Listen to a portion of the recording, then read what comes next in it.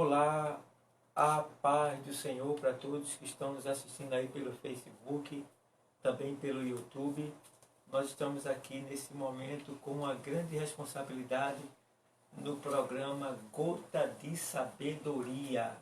Então hoje nós trouxemos mais uma gota do oceano de Deus de sabedoria para os irmãos que fizeram perguntas para que nós viéssemos responder. Então a nossa pequena Osana, ela vai trazer a pergunta de hoje, ou seja, alguém nos escreveu pelo Facebook pedindo que nós confirmássemos uma dúvida acerca de casamento e divórcio.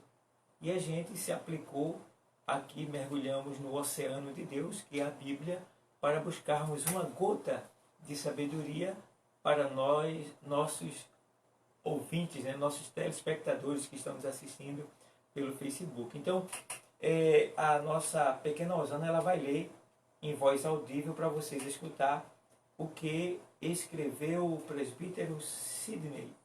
Ele nos fez uma pergunta, uma interrogação, e nós agora vamos responder ao nosso amado presbítero Sidney para a glória de Deus.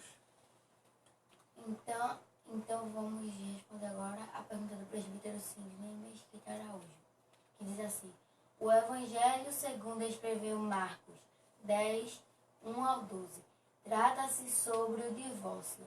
E muitos me perguntam, se houver separação por motivos de adultério, a parte que foi traída e após a separação, ela pode se casar novamente sem culpa? Qual o seu ponto de vista pastoral dentro da palavra de Deus? Então ele me pergunta se uma pessoa, após ser traída, pode se casar com outra pessoa sem culpa na consciência. Bom, eu vou dar a definição no final, depois que eu trazer para vocês alguma coisa vinda de Deus, né? Algo vindo de Deus, né? Uma palavra vinda de Deus. Então vamos lá. Primeiro ponto, eu vou ler o texto que ele falou, que ele apresentou para nós e nos trouxe aquela interrogação. Então eu vou ler aqui, foi no Evangelho escrito por Marcos 10 e 1. A gente vai ler agora, tá? Para vocês, eu tenho aqui a Bíblia. Vou ler o texto que diz assim. Vamos lá. O divórcio é a epígrafe do texto. Diz assim: E levantando-se dali, foi para o território da Judeia, além do Jordão. E a multidão se reuniu em torno dele, e tornou a ensiná-los, como tinha por costume. E aproximando-se dele, os fariseus perguntaram-lhe, tentando-o,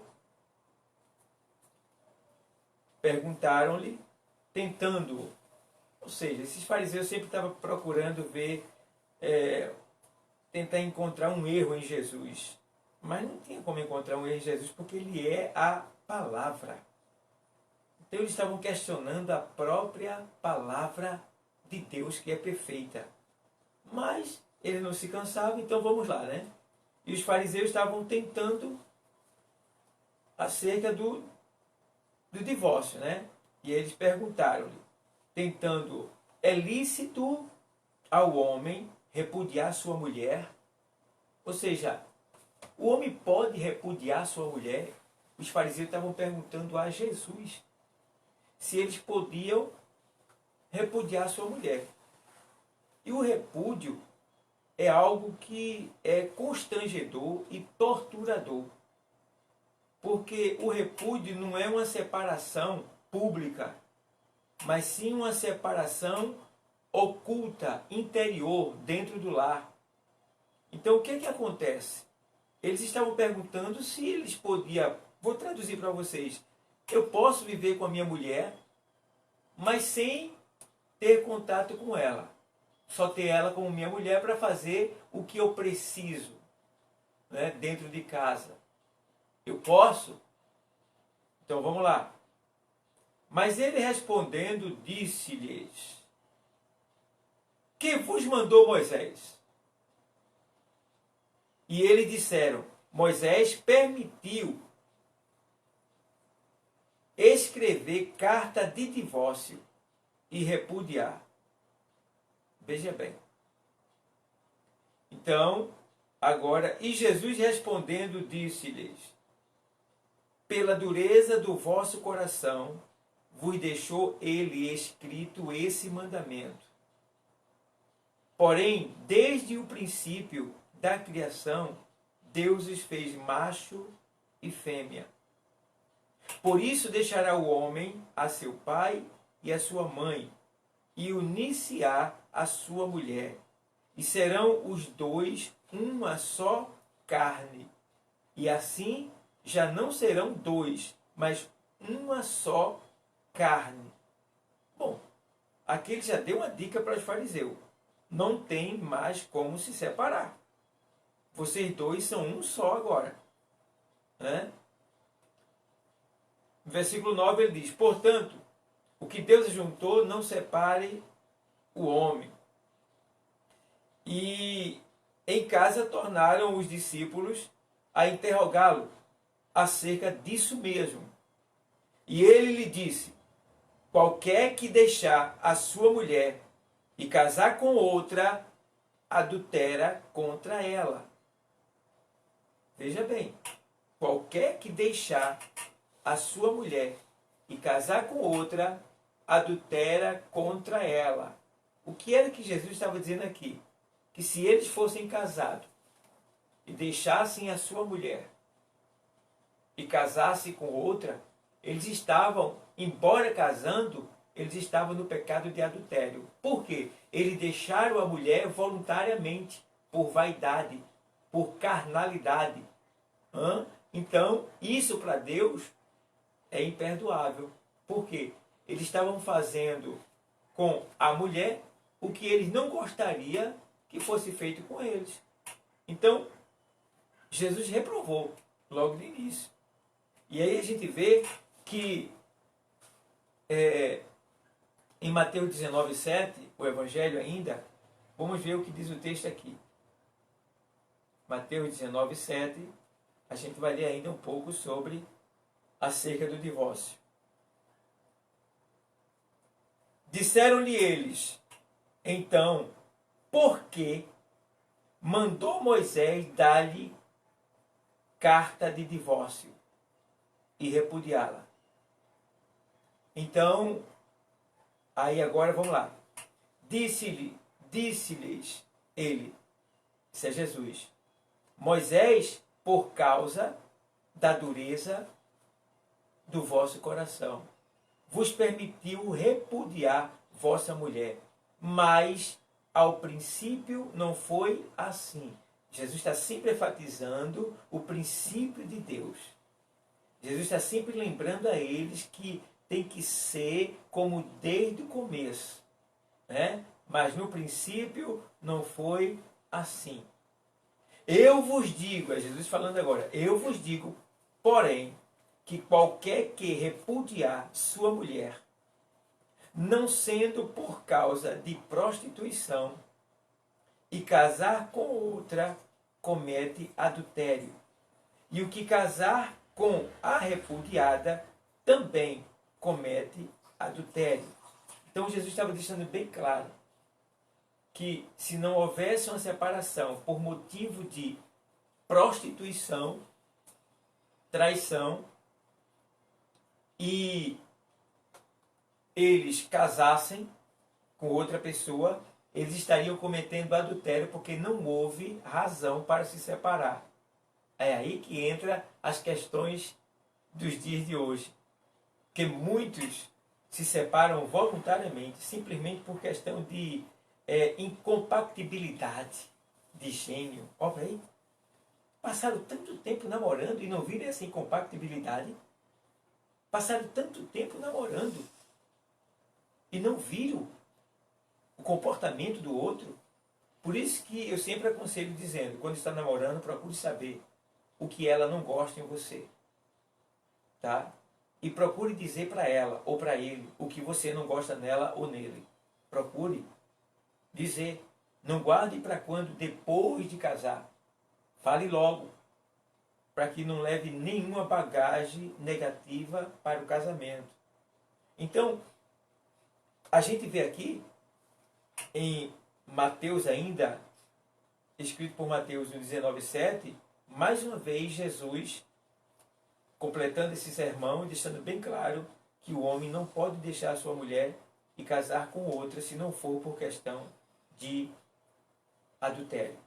Mas Jesus também ele deixou bem claro que Moisés permitiu a carta de divórcio para que ela fosse repudiada por causa da dureza do coração deles. Que quer dizer o quê? Que os homens desprezavam a sua mulher na intimidade do seu lar. Os homens maltratavam ela. E elas viviam muito tristes. Tá? Então, Moisés, vendo o sofrimento das mulheres e sendo usado por Deus, ele permitiu isso para que as mulheres tivessem liberdade de encontrar, quem sabe, uma outra pessoa e viver feliz. Então, por que isso? Por causa da dureza do coração deles. Por quê? Porque não é certo permitir que uma pessoa seja sujeita a outra por toda a sua vida sem ser feliz. E sendo obrigada a fazer coisas que na verdade não gosta de fazer. Então, não seria uma esposa, mas sim uma escrava. E Moisés, vendo isto, ele permitiu que isso fosse liberado, que seria a carta de divórcio. Tá?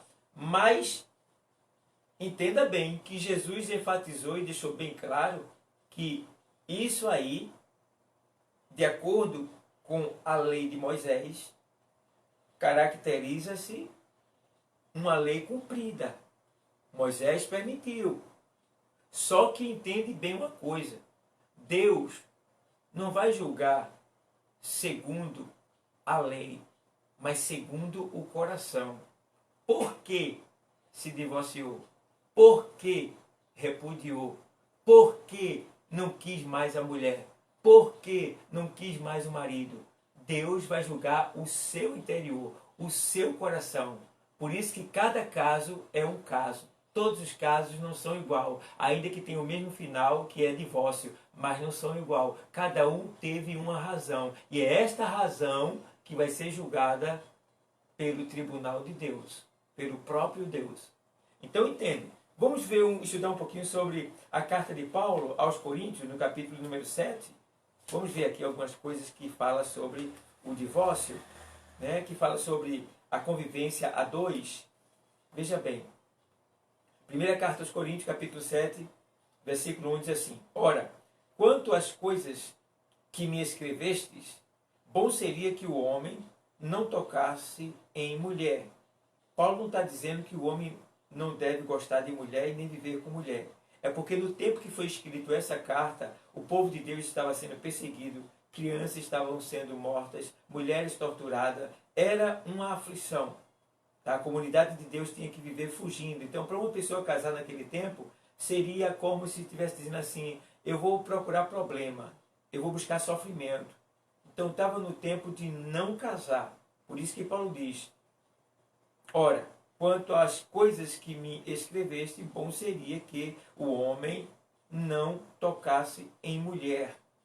Mas por causa da prostituição, cada um tenha a sua própria mulher. O que é que Paulo está dizendo aqui? Que se o homem não casar, mas ele sente o desejo de ter uma mulher, se ele não casar, a tendência é ele se prostituir. Ou se prostituir com uma mulher sem compromisso com Deus, ou se prostituir no caso de abrasar-se, ou seja, na masturbação. Tá? Então a gente precisa entender que ele está dizendo, mas por causa da prostituição, cada um tem a sua própria mulher. E cada um tenha o seu próprio marido. Tá? E aí ele faz, o marido pague à mulher a devida benevolência. E da mesma sorte a mulher ao marido. O que quer dizer isso aí? Que ambos não podem se negar um ao outro. A não ser que o outro esteja doente, enfermo, claro que a parte oposta vai entender. Mas do contrário, não tem como se negar. Se a mulher desejar se relacionar, ir para a cama com o marido, é dever dele saciá-la. Se o homem desejar ir para a cama com a sua esposa, é desejo dela saciá-la. A não ser que alguma das partes esteja enferma, esteja doente. Aí vai ter que se entender e aguardar o momento. É isso que Paulo está dizendo aqui. Que a mulher pague a sua devida benevolência ao marido e o marido à mulher. Tá? A mulher não tem poder sobre o seu próprio corpo, mas tem o marido. Ou seja, o corpo da mulher é para o marido. Tá? E também, da mesma maneira, o marido não tem poder sobre o seu próprio corpo, mas tem a mulher. Então, o corpo do homem é da mulher e o corpo da mulher é do homem. Tá entendendo? Não no sentido de escravidão, de possessão. Aqui está falando no sentido de relação, que ambos precisam do outro e esse outro que eu preciso é o meu cônjuge. Então, ele é meu, ele pertence a mim. Então, é ele que eu vou procurar. Está entendendo? E vice-versa. Diz mais aqui. Não vos defraudeis um ao outro, senão por consentimento mútuo. Ou seja, consentimento mútuo por algum tempo, para vos aplicardes a oração. E depois ajuntai-vos outra vez, para que Satanás vos não tente pela vossa incontinência. Quer dizer isso aí? Não vos defraudei, o marido vai lá, procura a mulher não está mais se agradando do marido, não está mais satisfeita com ele, ou quem sabe está com raiva dele, mas ele a procurou, porque o corpo dela é para ele. E ela diz assim, não, hoje não, estou com dor de cabeça. Né? E alguns, por ele não ter comprado o sofá e não ter pintado a casa e não ter dado o dinheiro que ela queria para fazer o cabelo, ela faz toda greve. Não tem. E aí o que acontece? Não quer dizer que necessariamente o homem vai trair a mulher por causa disso. Ele vai tentar resolver essa situação, conversar com ela. Mas pensa bem direitinho, essa mulher está fazendo o que com ele? Está induzindo ele a o quê? A traí-la. Está induzindo ele a quê? A procurar outra. Porque é uma questão quase que vital. Não é vital porque as questões vitais são mortais. Mas é uma questão do corpo, da natureza. Então precisamos ter esse cuidado de não defraudar uns ao outro. Tá? E diz mais aqui, assim, se afastar, se afaste por um pouco de tempo, por algum tempo, para vos aplicardes a Deus, para vos orar, jejuar, com consentimento mútuo, para vos aplicar de oração e buscar uma intimidade maior com Deus, tá bom? Então, volte rápido, para que Satanás não vos tente pela vossa incontinência, ou seja, pelo vosso afastamento, claro, com consentimento mútuo, mas se demorar muito tempo, você pode estar sendo tentado na sua natureza carnal, então é bom que vocês voltem rápido para se conjugarem de novo. Bom? Então, digo, porém, isso como que por permissão e não por mandamento, porque quereria que todos os homens fossem como eu mesmo, mas cada um tem de Deus o seu próprio dom, um de uma maneira e outro de outra.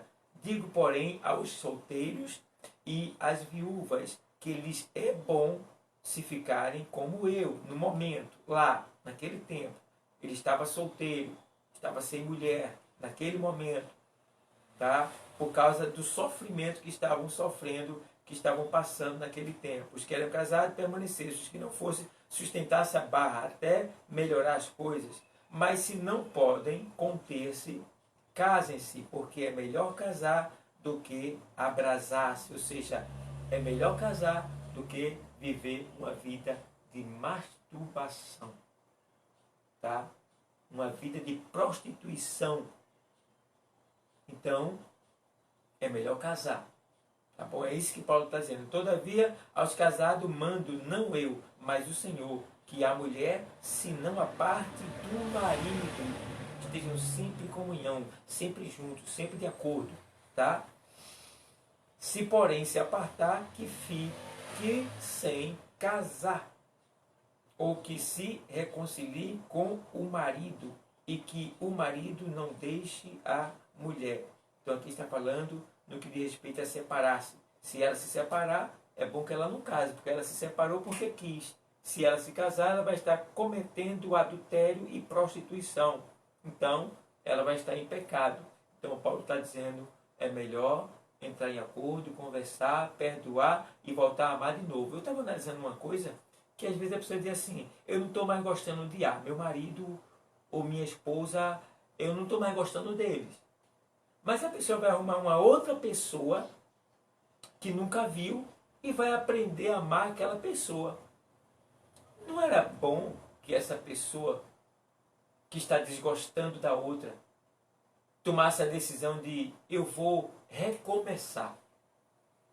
Eu vou fazer com ela ou com ele como se ele fosse uma pessoa nova. Vou começar de novo. Vou aprender a amá-lo. Vou aprender a amar de novo. Está entendendo? Aquilo que ele vai usar com a outra pessoa, por que ele não pega aquele amor e aplica àquela mesma pessoa? E aí começaria tudo de novo e seria uma bênção. Então, está aí. Mas a questão do divórcio é simplesmente uma questão de desobediência a Deus. Por quê? Porque o divórcio não é a vontade de Deus com respeito a um marido, com respeito a um marido e a uma esposa cristão. Não há motivos verdadeiros para o divórcio se ambos se comportarem biblicamente. Jamais haverá uma necessidade de divórcio. Então, vê bem, quando uma pessoa vive uma vida verdadeira diante de Deus, uma vida de verdadeiro cristão, uma vida bíblica, ela nunca vai se separar. Se está se separando é porque não vive conforme a Bíblia. Por quê? Porque a Bíblia diz que, vou ler lá em Efésios 4:2, carta aos Efésios 4:2. Vamos lá. Aos Efésios 4:2 diz assim,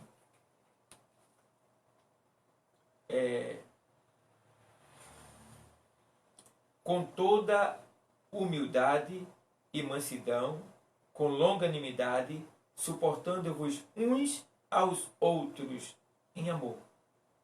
Então, aqui, o apóstolo Paulo escreve à igreja de Éfeso sobre a vocação em que você estava quando foi chamado para servir a Deus. Então, você que está casado, você deve amar sua esposa, deve amar o seu esposo. E o texto deixa bem claro, sendo com toda a humildade e mansidão, com longanimidade, que é longo ânimo, para suportar, suportando-vos uns aos outros em amor. Amor. Então, quando uma pessoa quer se divorciar, ela não só está dizendo que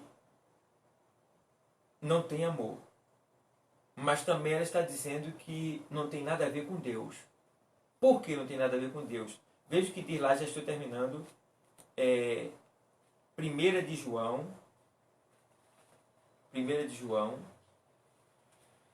5 e 10 até o 13. Vamos lá. Quem crê no Filho de Deus, em si mesmo tem o testemunho.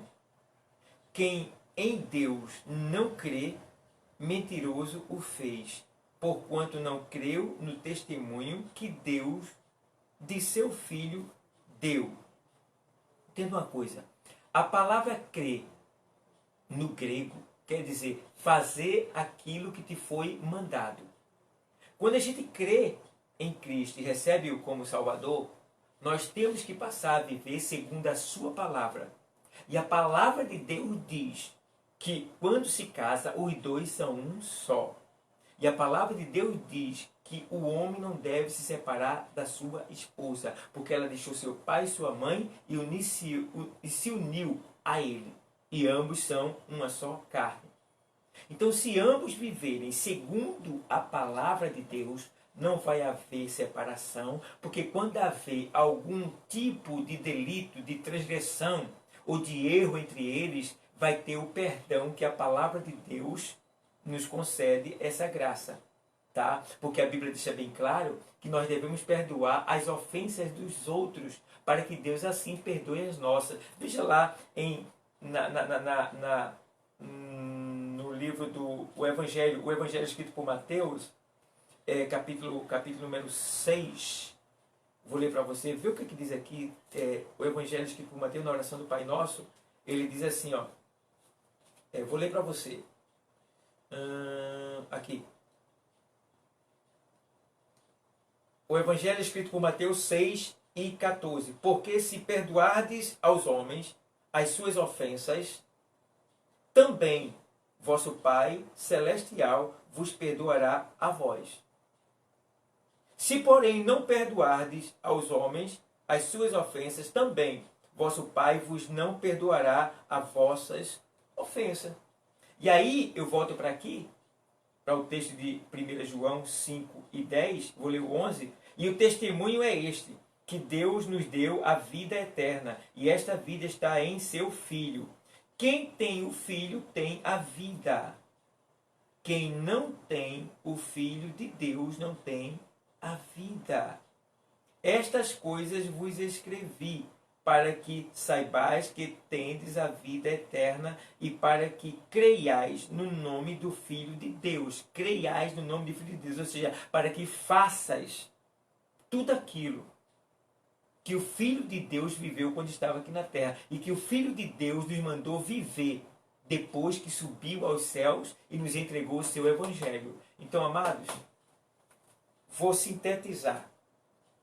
Presbítero Sidney, que fez essa pergunta: a pessoa que foi traída pode casar-se com outra pessoa sem culpa? Pode.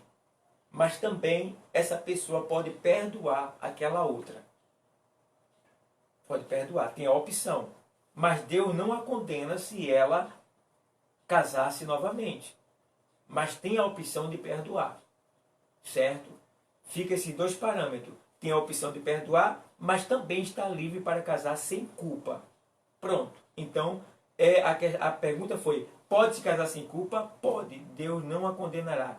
Deus não vai cobrar, porque é permitido segundo a palavra de Deus, porque o próprio Deus disse que, a não ser por motivo de prostituição. Então, está aí explicado. Eu acredito que eu tenha dado a resposta que você esperava, né? Então, eu quero agradecer a todos desde já e dizer que foi nos dado mais uma gota de sabedoria do oceano de Deus. Muito obrigado a todos. Estamos abertos a mais perguntas e assim nós vamos explicar para vocês o que vocês perguntarem, tá bom, pessoal? A paz do Senhor para todos vocês. Encerra-se aqui, nesse momento, o programa Gota de Sabedoria. Paz do Senhor para todos.